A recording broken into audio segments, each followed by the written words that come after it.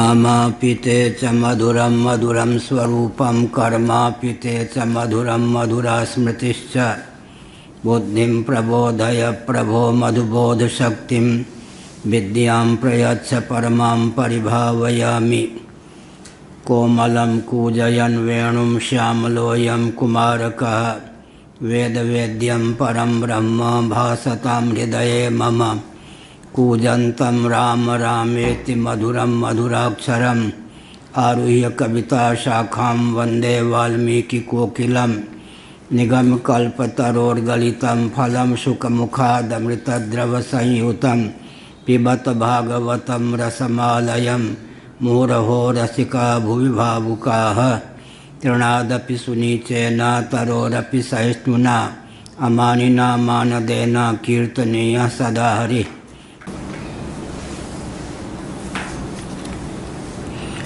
श्रीमद्भागवत सप्तम स्कंध अध्याय 1। 11वां हाँ हो गया था। ठीक है। 21। श्रीशुक उवाच राज्ञस्तदवच आकर्ण्य नारदो भगवान् ऋषिः तुष्टः प्राह तमाभ्यास्य। क्या हुआ? शृण्वत्यास्तत्सदः कथाः। कौन बजा रहा है? अच्छा अच्छा ठीक।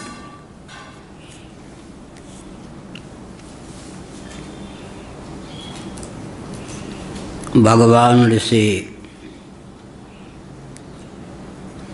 समर्थ देवर्षि नारद राजा युधिष्ठिर के इस प्रश्न को सुनकर अत्यंत प्रमुदित हुए। उन्होंने उन्हें संबोधित किया बड़ी सभा में और सबके सुनते हुए इस तथ्य को उद्भासित किया। नारद उवाच निन्दन्तस्तव सत्कारण्यकारार्थं कलेवरं प्रधानपरयो राजन्न विवेकेन कल्पितं। हिंसा तदभिमानेन दण्डपारुष्ययोर्यथा वैषम्यमिह भूतानां ममाहमिति पार्थिव।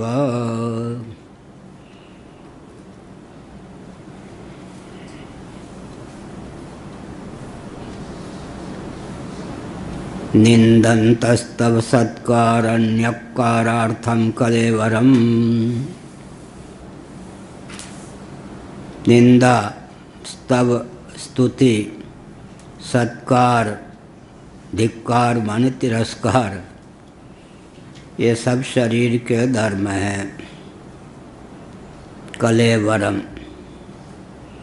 इसका अर्थ है कि सूक्ष्म शरीर को लेकर इन सब भावों की अभिव्यक्ति होती है, लेकिन सूक्ष्म शरीर का अभिव्यंजक संस्थान स्थूल शरीर है।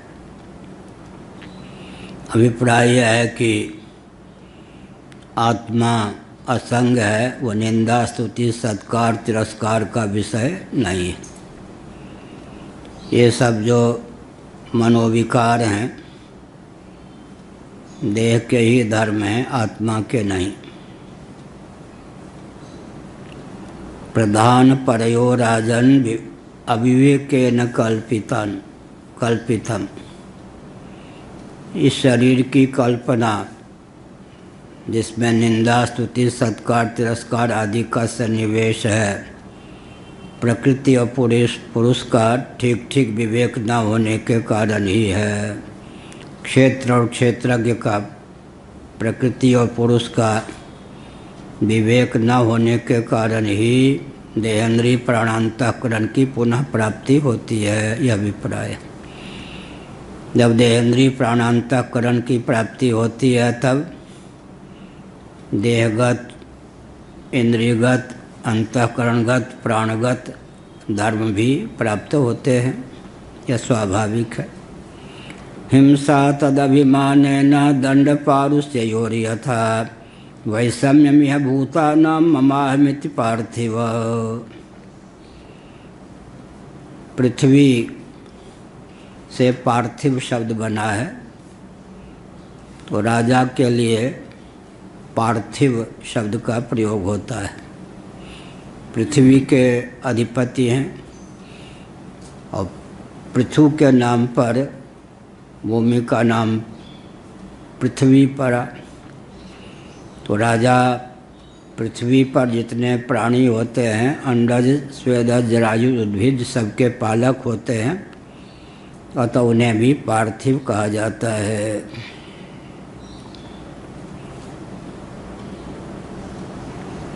हिंसा तदभिमानेन दंडपारुष्ययोर्यथा वैषम्यमिह भूतानां ममाहमिति पार्थिव। जब देहात्म बुद्धि हो जाती है तब ममाहम इति, मैं या हूँ या मेरा है, मैं और मेरा का भाव उदित होता है। यही भेद का मूल है। इसी कारण विविध प्रकार के दुर्व्यसन आदि की प्राप्ति होती है, दंड पारुष्य इत्यादि की प्राप्ति होती है, ताड़ना और दुर्वचन आदि से पीड़ा होती है। सबका मूल है अविवेक। प्रकृति और पुरुष का विवेक न होने के कारण ही जन्म है, और जन्म लिया है तो ये सब पाप पर बेलने ही पड़ेंगे। कोई निंदक होगा, कोई स्तावक होगा, स्तुति करेगा, कोई तिरस्कार करेगा, कोई विभिन्न प्रकार की यातना देगा, कोई स्वागत करेगा। कभी क्रोध होगा, कभी काम का उदय होगा, कभी लोभ का उदय होगा। सत्व रजस तमस इन तीन गुणों का प्रभाव शरीर पर पड़ता रहेगा।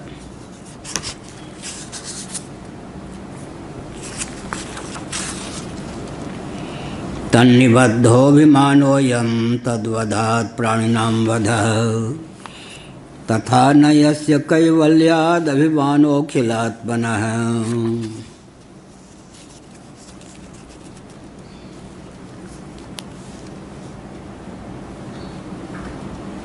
अब जिस शरीर को लेकर अहम बुद्धि का उदय होता है या मैं हूँ,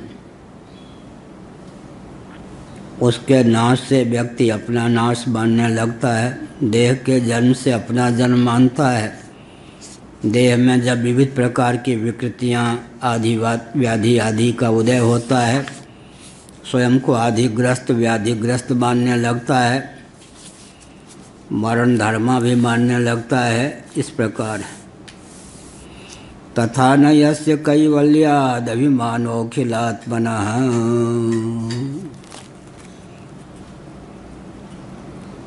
लेकिन भगवान जो हैं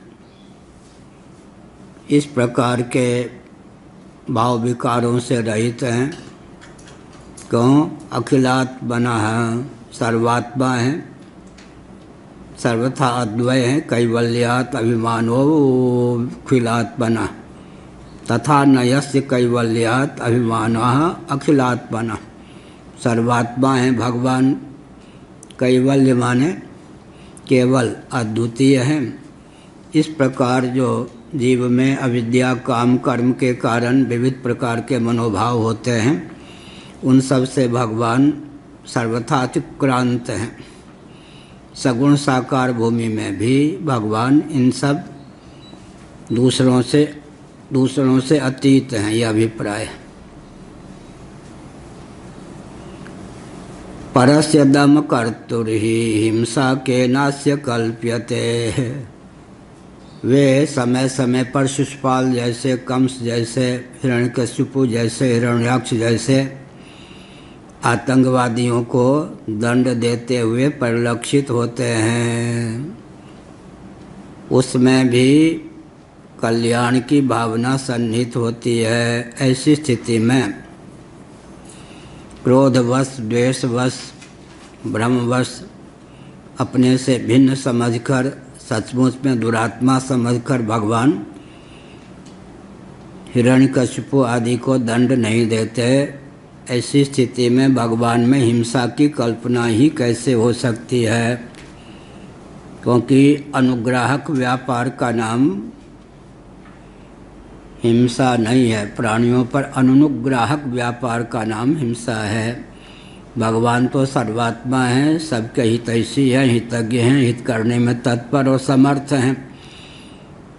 तो तामस भाव जिनको इतना प्यारा होता है कि किसी कीमत पर तमोगुण को छोड़ ही नहीं सकते, ऐसे जो उग्र आतंकवादी होते हैं, देहात्म भाव भावित होते हैं, और जिनके जीवित रहने पर लाखों प्राणियों का तिरस्कार नाश स्वाभाविक होता है, उनको दंड देकर भगवान उनके तामस शरीर और मनोभाव का अपहरण कर लेते हैं। यह चिकित्सा है, यह कोई हिंसा नहीं है। तस्माद् वैरानुबंधेन निवैरेण भयेन वा स्नेहात् कामेन वा युञ्ज्यात् कथंचिन्नेक्षते पृथक्। जबकि बात ऐसी इसलिए येन केन प्रकारेण मन को भगवान में सन्निहित करना चाहिए।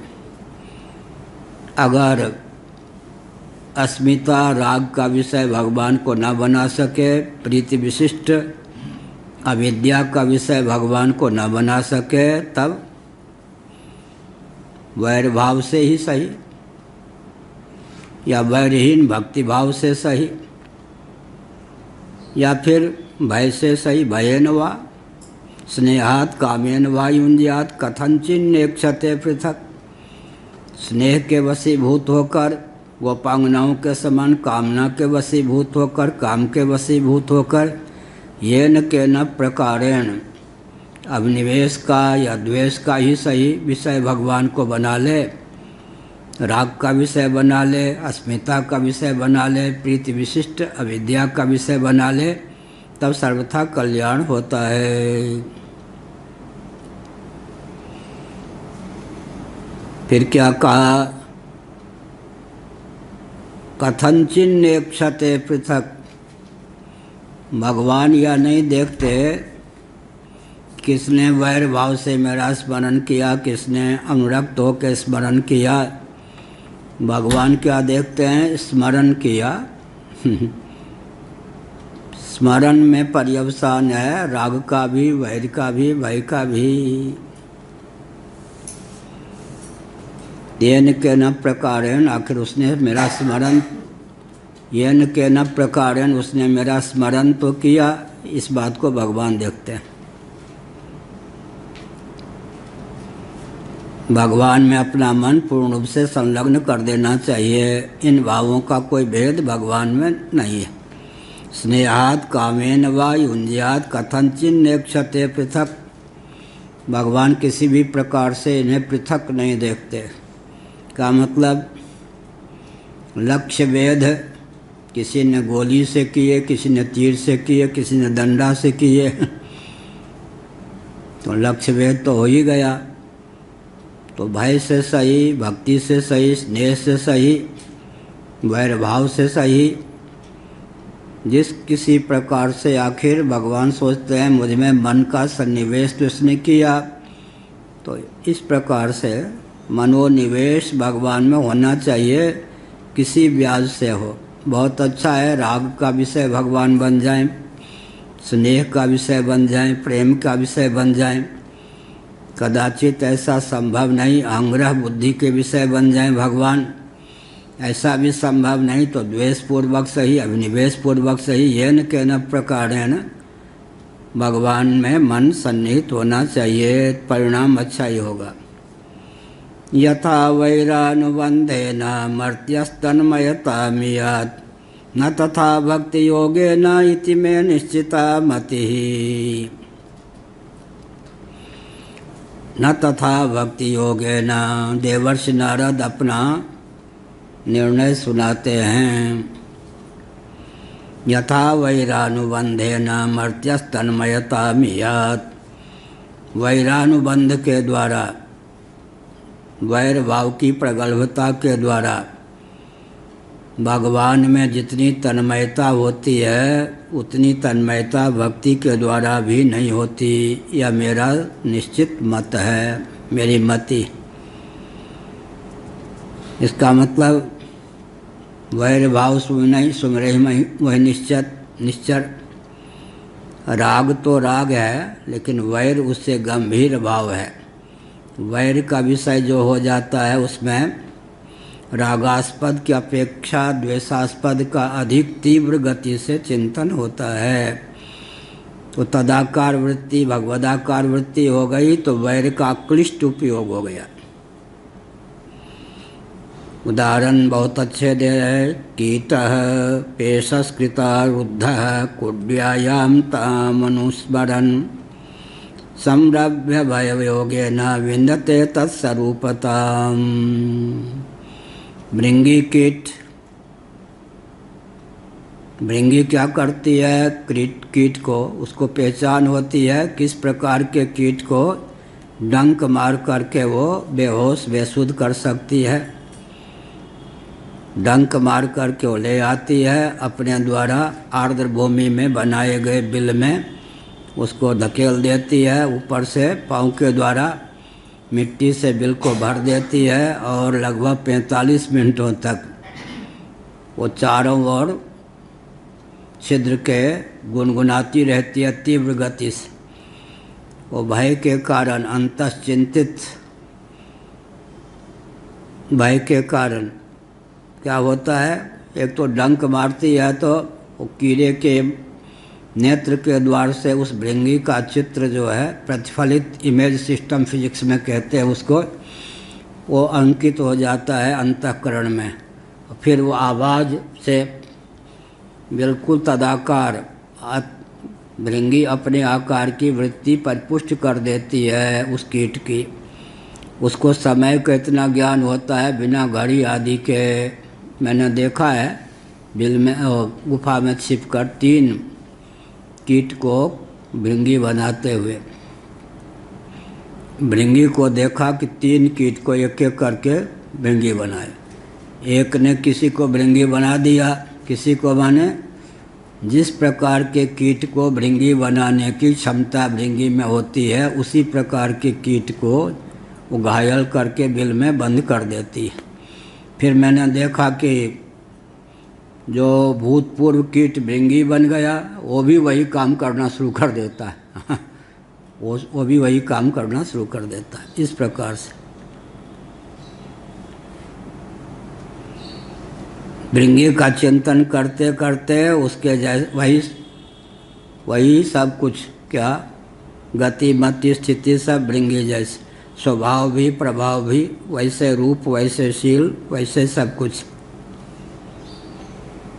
कीटा पेशस्कृता रुद्धा कुड्यायां तमनुस्मरन् संरभ भय योगेन विन्दते तत्स्वरूपताम्। यहाँ भय की प्रगल्भता, भय जिसको लेकर भय होता है उसका चिंतन व्यक्ति को होता रहता है। तो ये जो महामारी चल रही है कहीं मुझे न हो जाए ज़्यादातर तो व्यक्ति मन की दुर्बलता के कारण इस रोग को मोल ले लेते हैं। सावधान तो रहना चाहिए, लेकिन मन में भय समा गया तो मन में तादात्म्यापत्ति की योग्यता होती है।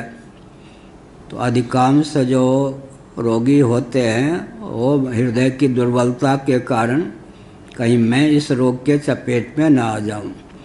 परहेज रखना चाहिए, सावधान रहना चाहिए, लेकिन भय के कारण ही कहीं रोग के शिकार न हो जाएं। ऐसे ये भय के कारण कीट जो है भृंगी का रूप धारण कर लेता है। एवं कृष्णे भगवती माया मनुज ईश्वरे वैरेण पूत पापानस्तमा पुरानुचिंतय। 28। यही तथ्य, ये तो सिद्धांत हुआ। अब उसको चरितार्थ करते हैं, भगवान श्री कृष्ण के संबंध में भी है। माया मनुज ईश्वरे, माया मनुज ईश्वरे का मतलब मनुष्य सरीखे दिखते हैं, लेकिन माया से उन्होंने, योग माया से अपने आप को मनुष्य के रूप में अभिव्यक्त किया है। हैं भगवान सर्वशक्तिमान। एवं कृष्णे भगवती माया मनुज ईश्वरे वैरेण पूत पापमानः तमा पुरानुचिंतय। वैर करने वाले भी उनका चिंतन करते करते पाप रहित हो जाते हैं, उन्हीं को प्राप्त होते हैं। ये सगुण साकार भगवान की महिमा है। अब निर्गुण निराकार से भय क्या होगा, उसके आकार का चिंतन भी क्या होगा। तो निर्गुण निराकार परमात्मा ही जब सगुण साकार हो जाते हैं तब वे अधिक से अधिक व्यक्तियों के तारक हो जाते हैं। तारक क्यों हो जाते हैं? अवतार काल में जिन जिन व्यक्तियों के हृदय में वो राग के कारण, भय के कारण, क्रोध के कारण, स्नेह के कारण प्रतिष्ठित हो जाते हैं, वे भगवान को प्राप्त करने में समर्थ हो जाते हैं। बाद में भी नाम रूप लीला धाम के प्रभाव से अनेकों व्यक्तियों के लिए तरन तारण होने का अवसर प्रदान करते हैं। होत तरन तारण नर सोहु। तरन तारण ये सब शब्द पंजाब में बहुत प्रसिद्ध हैं। तरन तारण स्वयं तर जाता है, दूसरों को भी तारने में व्यक्ति समर्थ हो जाता है। भगवान के नाम का आलम्बन लें, नाम ही तारने में समर्थ है।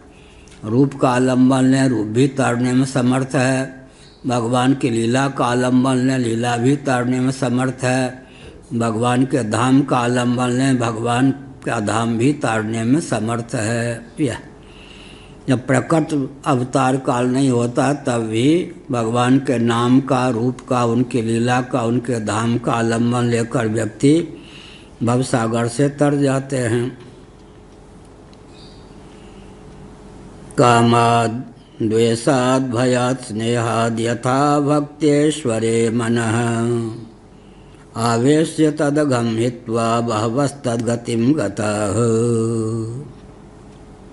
बहवस्तद्गतिं गताः। एक नहीं अनेकों मनुष्य कोई काम से, कोई द्वेष से, कोई भय से, कोई स्नेह से अपने मन को भगवान में रमाकर पाप मुक्त हो गए, भगवान को प्राप्त हो गए। अवतार काल में तो गोचारण लीला आदि भगवान करते हैं, तो उनके प्रति बछड़े भी, ग्वाल बाल भी प्रेम करते हैं, गुल्ली डंडा आदि खेलते हैं।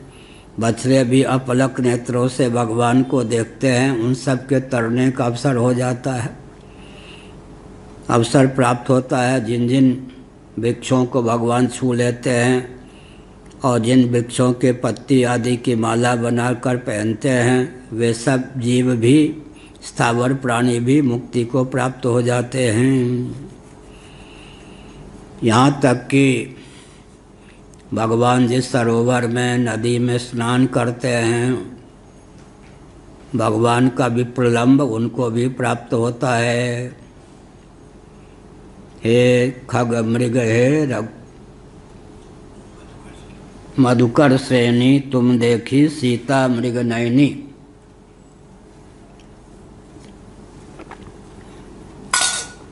ये सब तो जंगम प्राणी। सीता जी का अपहरण हो गया तो राम जी ने किस किस से पूछा? हे खग, पक्षी से पूछा, पक्षियों से पूछा, मृगों से पूछा, मधुकर श्रेणियों से पूछा। हे खग मृग हे मधुकर श्रेणी, तुम देखी सीता मृग नयनी। लोग समझ सकते हैं कि विरह की वेदना में बुद्धि कमज़ोर हो गई थी, ये सब क्या पता बताएंगे? सब ने पता बताया। गीधराज खग थे या नहीं, पता बता दिया। हे खग हे मृग, मृग मृग कैसे? रावण हरण करके ले गया, वे सब मृग जो भगवती सीता से स्नेह प्राप्त करती थी वो सब बेसुध हो गई। जहाँ जहाँ मृग को मूर्छित बेसुध देखा समझ गए किसी मार्ग से कोई सीता का अपहरण करके ले गया है। सीता जी का जिधर से अपहरण हुआ उधर मधुकर श्रेणियाँ जो है मर्राने लगी, उधर की ओर दौड़ती बार बार। मधुकर श्रेणियों ने भी बता दिया, यहाँ तक कि सरोवर ने भी, वाल्मीकि रामायण में तो ये भी लिखा सरोवर के जल खौलने लग गए। भगवती सीता के वियोग में जिस जिस सरोवर में सीता जी स्नान करती थीं उनका विप्रलम्ब, सीता जी का विप्रलम्ब सरोवर को भी प्राप्त हुआ, उसके जल भी खौलने लग गए। खौलने लग गए तो भगवान समझ गए, अच्छा ये जो वृक्ष की पत्तियाँ थी मुरझा गई सीता जी के वियोग में, वृक्ष की पत्तियाँ भी मुरझा गई।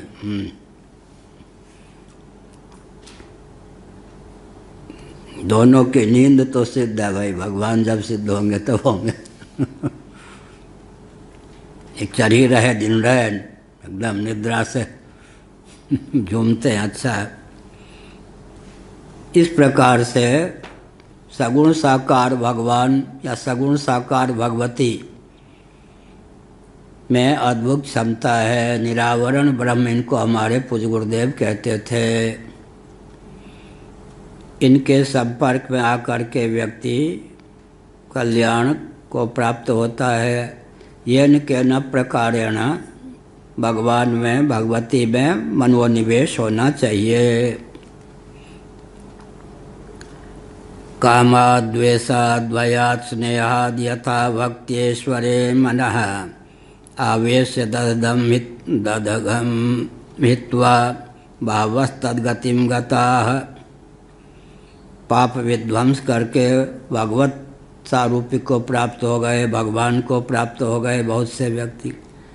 पहले तो सिद्धांत का दृष्टांत कहते हैं, गोप्यः कामाद् भयात् कंसो द्वेषात् चैद्यादयो नृपाः संबंधाद् विषय स्नेहाद् यूयं भक्त्या वयं विभो।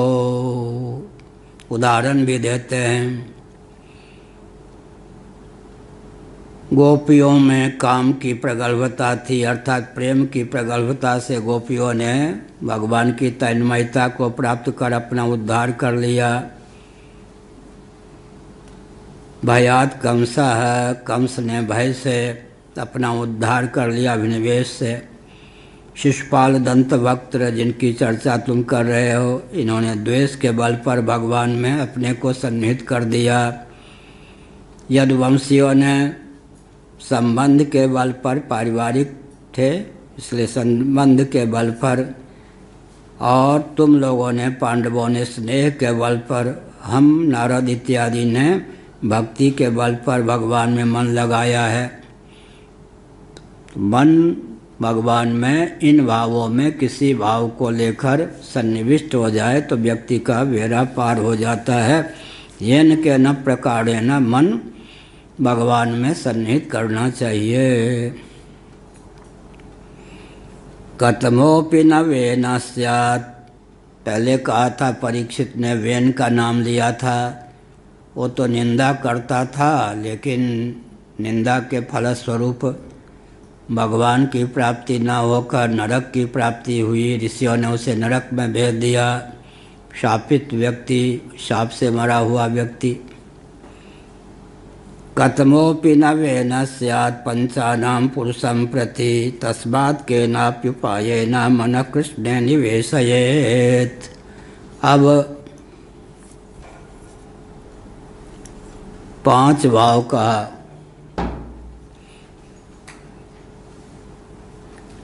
काम से 1, द्वेष से 2, स्नेह से 3, भक्ति से 4। गोप्य कामात् भयात् कंसात् द्वेषात् चैद्यात् दयो नृपाः, संबंध से 5।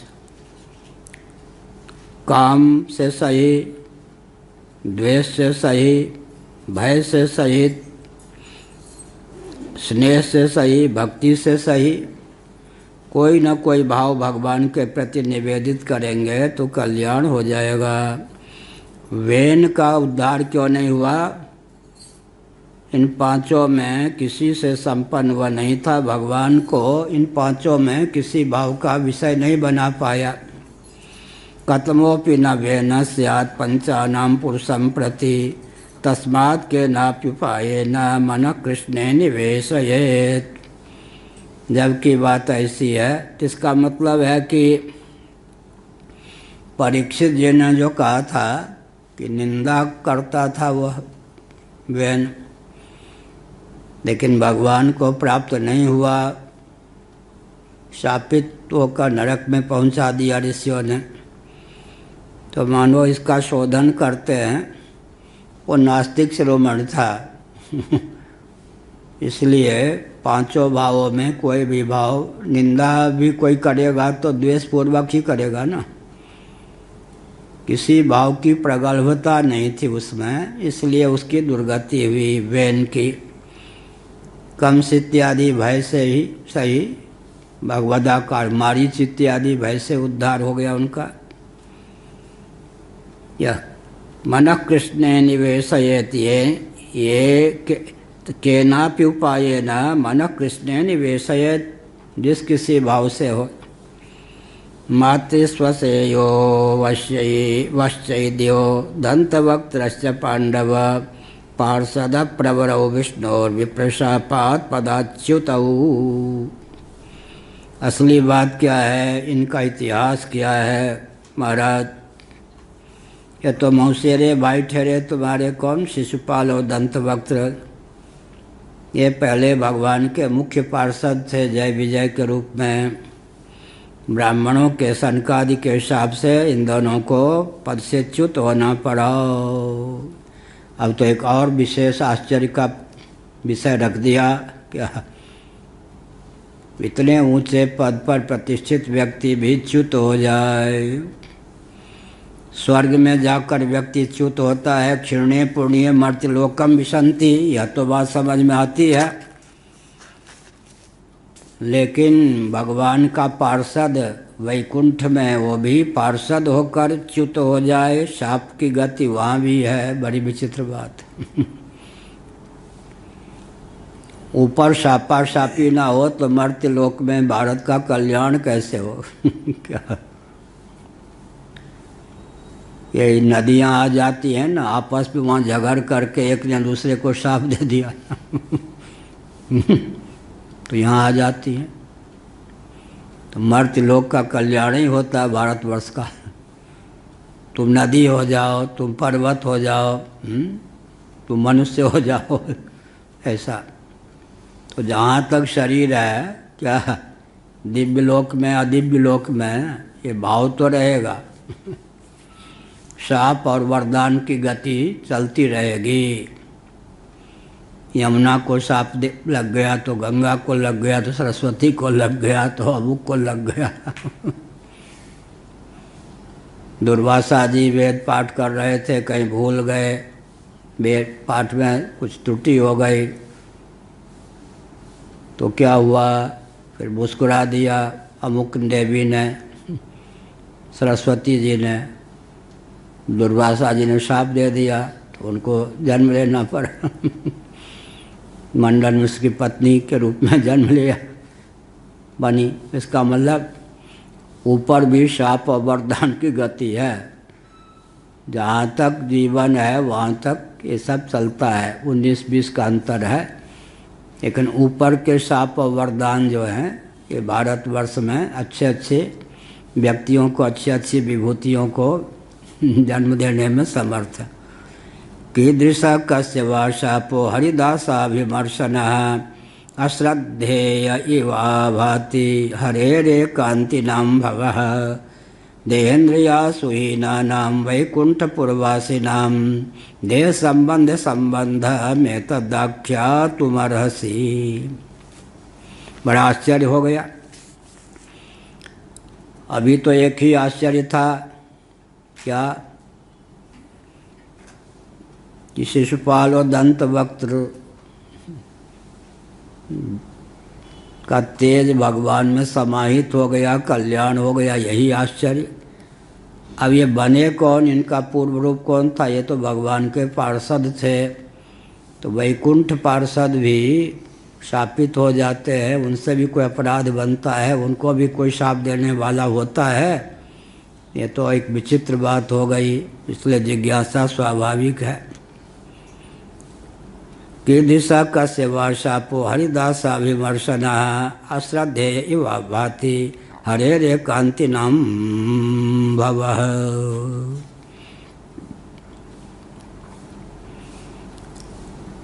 भगवान को भी अप्रिय लगने वाला,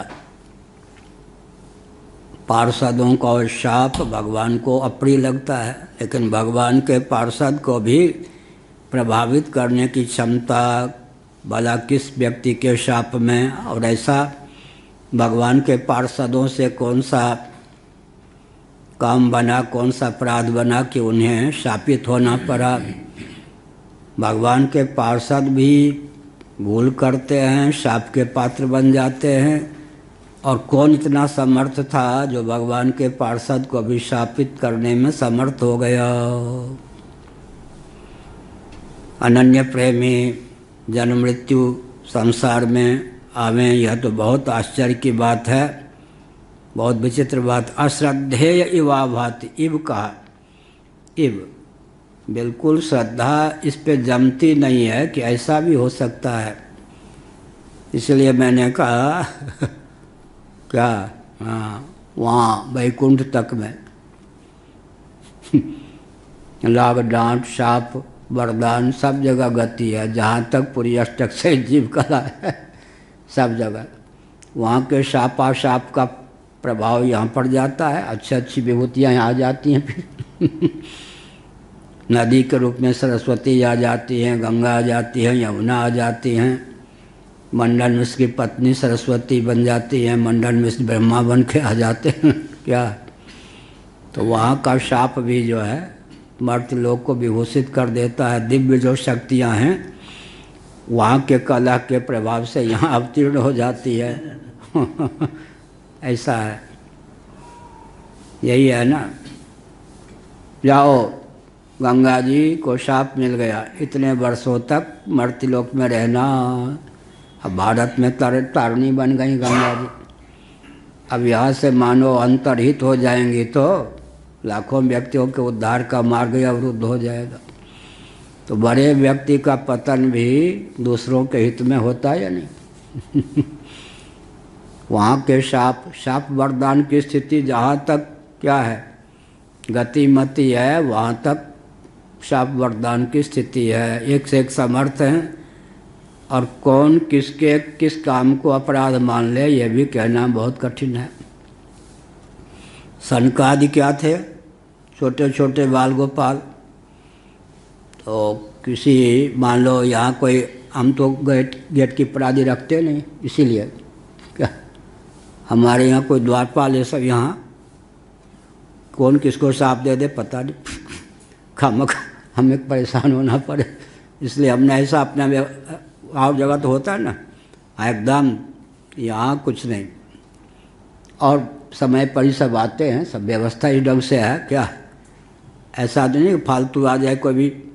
हम वृंदावन में भी रहते तो हमारे पास कभी नहीं भीड़ होती थी, सैकड़ों हजारों व्यक्ति हमको जानते थे। उस समय तो प्रवचन में 30,000 से कम व्यक्ति आते ही नहीं थे नैमिष वालों के यहाँ।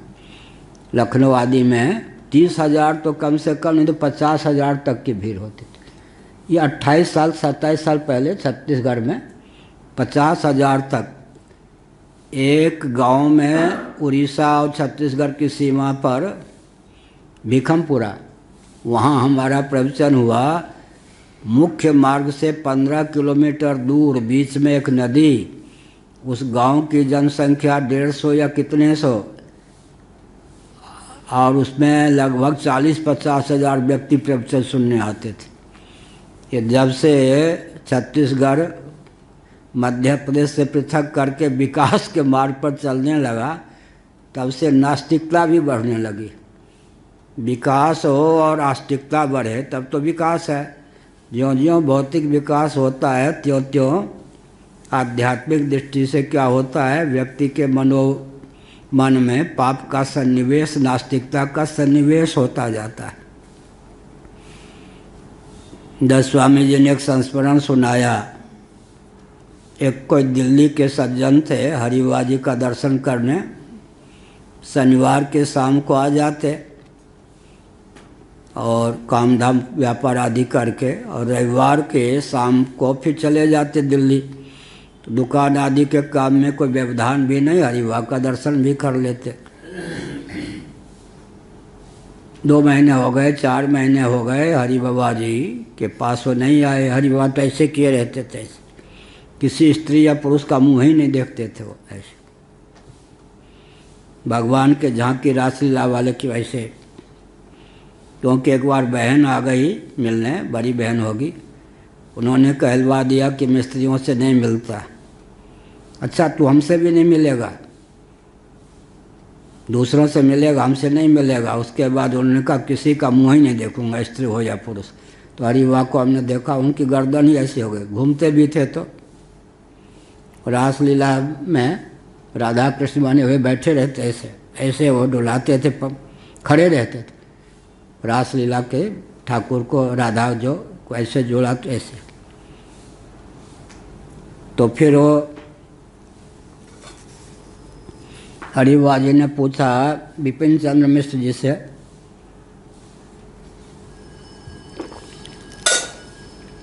वो जो व्यक्ति आता था 4-5 महीनों से दिखता नहीं, हर रविवार को आता था, शाम के शनिवार को, कोई विपत्ति आदि तो नहीं पड़ गई भाई, कोई गरीबी के चपेट पे तो नहीं पड़ गया? उन्होंने कहा पता लगाऊंगा। उस समय दिल्ली बहुत छोटी थी। तो विपिन चंद्र मिश्र जो बाद में विपिन चंद्रानंद सरस्वती हुए, उन्होंने पता लगाया। फिर वो भी आते थे रविवार को, शनिवार के शाम को मिलने।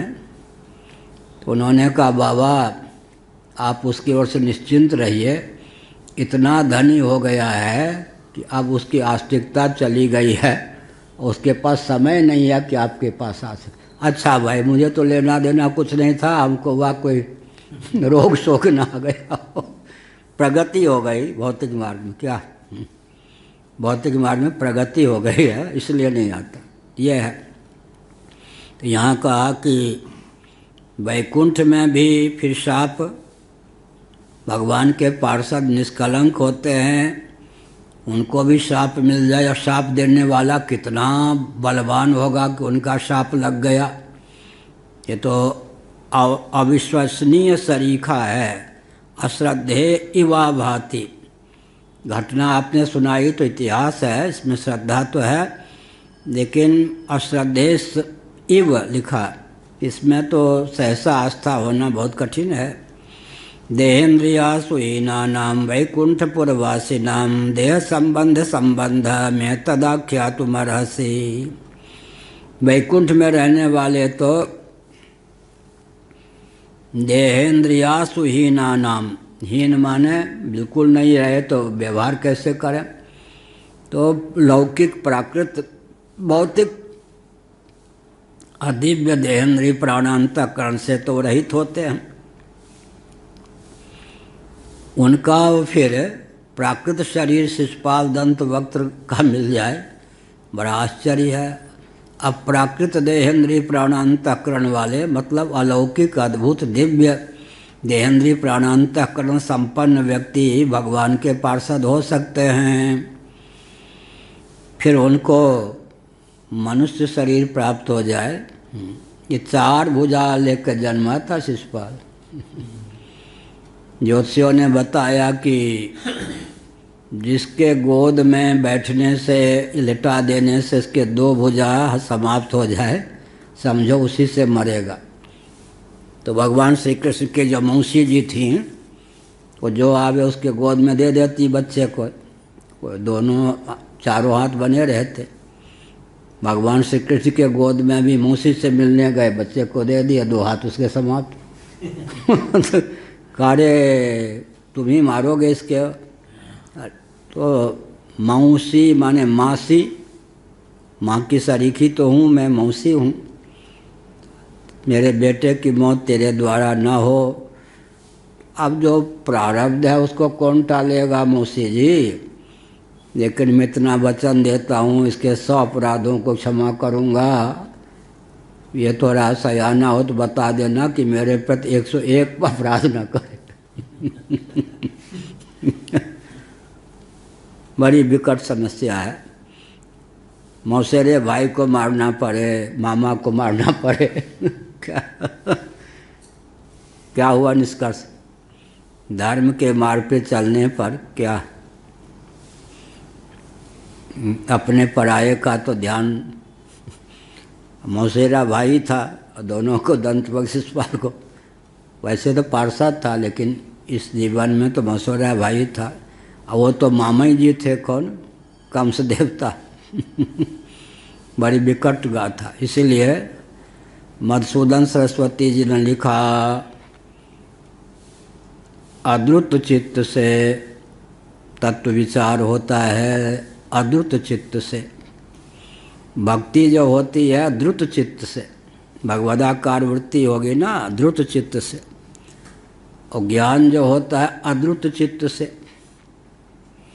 तो भक्ति भरपूर हो जाए उसके बाद, भक्ति के पहले ज्ञान होगा नहीं। कर्मणा जायते भक्ति, भक्त्या ज्ञानम प्रजायते। भक्ति से द्रवता को प्राप्त होने के बाद चित्त कठोर हो जाए, तब लाक्षा जो है द्रवित होने के बाद, द्रवित लाक्षा में जो रंग डाल देते हैं वो रंग फिर लाक्षा से तादात्म्यपन्न हो जाता है। तो भक्ति की घाटी पारने की सिवो हम सो हम कुछ नहीं काम देगा ये सब। एक यमराज की क्या, बंदर की घुर की ही ठोस ठिकाने लगा दे। इसीलिए तो हमारे पूज्य गुरुदेव ने हमसे कहा, मधुसूदन सरस्वती ने लिखा है अद्रुत चित्त। तो पूज्य गुरुदेव ने हम कहा, सुनो, हमसे कहा निष्ठुर चित्त से विचार करना चाहिए, तत्व विचार निष्ठुर चित्त से। अब न्यायाधीश जो होगा कभी कभी ऐसा होता है कि रामकृष्ण मिशन का एक केस आया, तो विपिन चंद्र जी हाई कोर्ट के जस्टिस थे, उन्होंने लिख दिया, मैं इस केस को चीफ जस्टिस को लिखा नहीं लेना चाहता क्योंकि धार्मिक आध्यात्मिक संस्थान के प्रति मेरे हृदय में अपनत्व है। अपनत्व के कारण कहीं मैं न्याय के स्थान पर अन्याय न कर दूं, माने मिशन का पक्ष न ले लूं, तो यह केस किसी और को सौंपा जाए। यहाँ मुझसे अन्याय की संभावना है क्योंकि धार्मिक व्यक्ति, धार्मिक संस्थान के प्रति हमारे हृदय में अपनत्व है, और जहाँ अपनत्व है, राग है, वहाँ न्याय देने में त्रुटि हो सकती है। तो ऐसा है। तो यहाँ पर भी विचित्र बात है, क्या है? देहेन्द्रियासु हीनानाम वैकुंठपुरवासिनाम देह संबंध में तद आख्यातुमर्हति। देहेंद्रीय प्राणांतःकरण जिनके दिव्याति दिव्य होते हैं वो वैकुंठ में रहने वाले भगवान के पार्षद है, और मर्त्यलोक में और गाली गलौज करने वाला, अपशब्द बोलने वाला और तामस शरीर प्राप्त हो जाए तो बड़ा आश्चर्य है। सामान्य रीति से तो इस घटना पर विश्वास करना ही कठिन है। नारद उवाच, नारद ने कहा, देवर्षि नारद ने, उधर था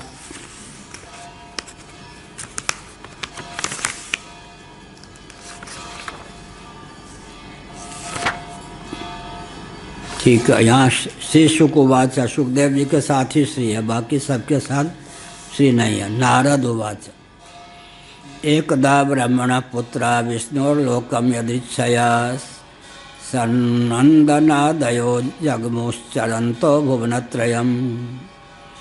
बात ऐसी है कि अप्रत्याहत गति थी ब्रह्मा जी के सुपुत्र सनंदनादि, ये 7 हैं, सनत कुमार इत्यादि 4 भाई हैं, लेकिन महाभारत में सब मिला के 6-7 हो जाते हैं।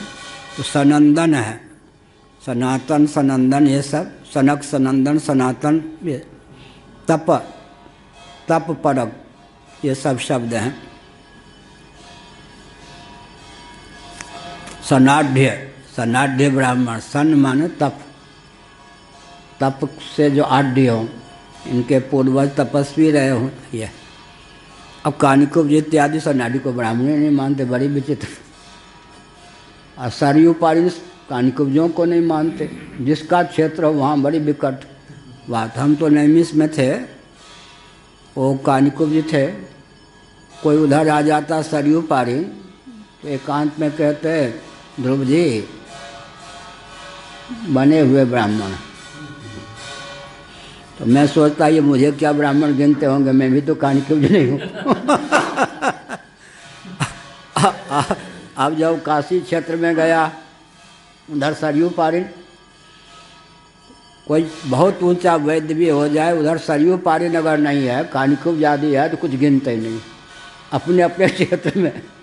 अरे भाई, इसी से तो ब्राह्मणों का पतन हुआ ना।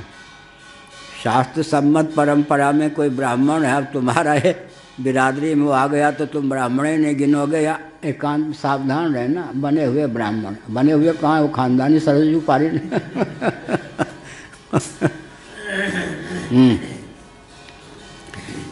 सावधान, ये चौहान नहीं है, नंबर 2 के छे। कोई कहेगा ये चौबे नहीं है, त्रिवेदी हैं, तिवारी हैं, कुछ घटिया ब्राह्मण लो।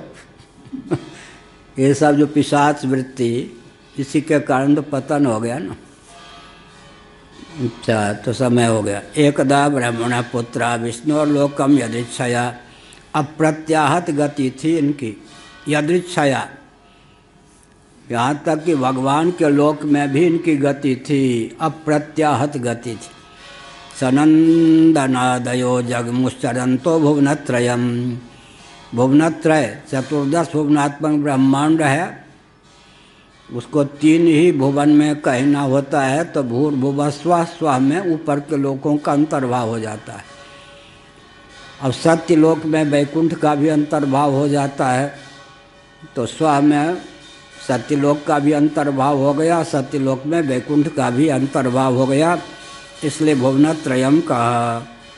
श्री राम जय राम, जय जय राम। धर्म की अधर्म का प्राणियों में, विश्व का गो माता की गो हत्या, भारत सर्वभूत हृदय धर्म सम्राट स्वामी श्री करपात्री जी महाराज की, श्री जगन्नाथ महाप्रभु की, श्री बलभद्र महाप्रभु की, भगवती सुभद्रा देवी की, हर हर महादेव।